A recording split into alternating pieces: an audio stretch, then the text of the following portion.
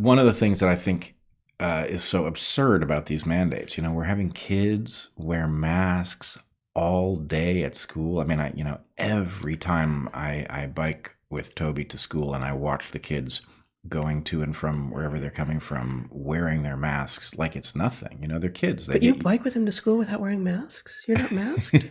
No, we're not masked biking to school. And you claim to love him. Yes, I do.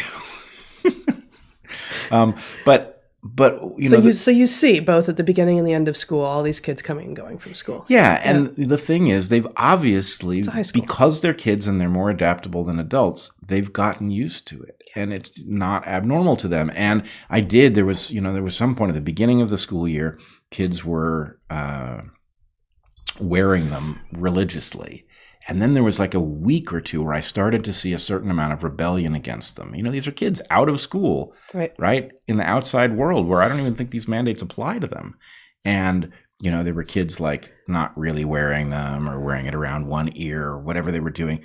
But then they sort of seemed to go back to it. I don't know if it was one of these waves of fear that was inflicted on them about new variants or what it might be. Well, I've got just the Washington Post article for you. Oh, perfect. I was going to save this for later, but this seems apropos. Zach, if you would show my screen here. Yesterday in WAPO, Washington Post, is headlined. It's under the education section. Students seeing lax coronavirus protocols walk out and call in sick to protest in-person classes. Whoa, right? Most school systems are determined to keep school in person, but some students aren't convinced. And then we have a picture of a high school sophomore who helped launch a petition and students sick out demanding more coronavirus safety measures or a return to online school in California's Oakland Unified School District. And it goes on and on and on. Here we have a quote. "We were talking about how we can make school more safe." And this whole article just strikes me as so reminiscent of the safetyism that we've been seeing since 2013, más o menos, and that Greg Lukianoff and Jonathan Haidt discuss at length in The Coddling of the American Mind.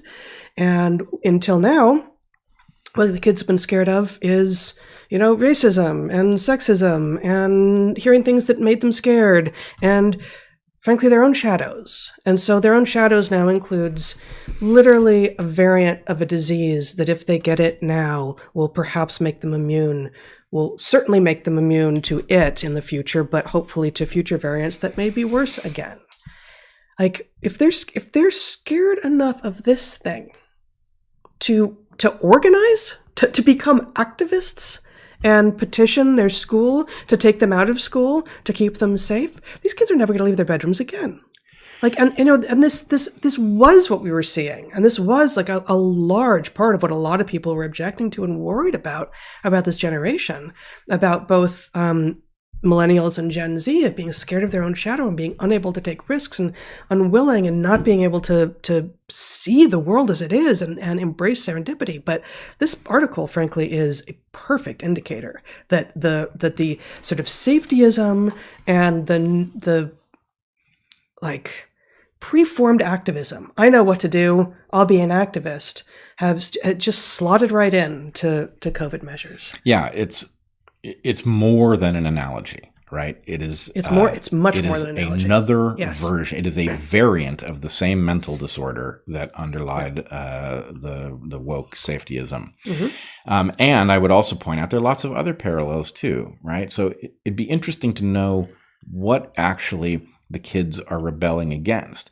On the one hand, we hear a lot, of course, about the nonsense that our kids face in school, right? The level of it is high. Mm-hmm. And I can imagine that in some sense, not wanting to be exposed to it manifests as, yes, I'm not going back to school. In other words, there may be a kind of allergic reaction to nonsense. On the other hand, it could be a kind of mirror of what's going on in the adult world where COVID disrupted everything. People left their jobs, their employers closed down, whatever, and then they didn't really want to go back to work because they'd figured out how else to live or whatever, and it just didn't look like an appealing deal anymore. And I think the thing is, school is an abomination, right? It has become one. We have allowed it to become one, and there's no excuse for this, but nonetheless, it has been one for quite some time, long before COVID. Yeah. COVID and wokeism have both made it worse. From the point of view Yes. of going in and getting your mind upgraded, it's like you're constantly fighting the malware installation that is being infused into every class.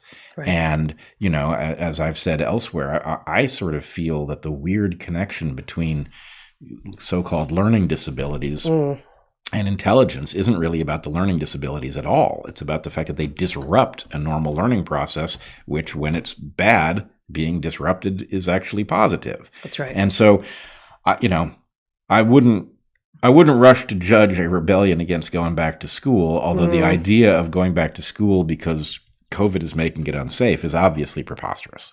Yeah. Right? I mean, you know, we just have, you know, you can do this in isolation. Well, there's a dangerous disease circulating, don't you know? Well, yes, I do, but there's always a dangerous disease circulating, and this one's less dangerous to kids than others that we constantly expose them to. Yeah. Yeah, I mean, how do we, hopefully, I hear what you're saying about hoping that the, you know, activism against in-person school is actually activism against school that's become so toxic that it's actually harming and miseducating, and shall we invoke diseducating? Shall we coin that term? Diseducating rather than educating.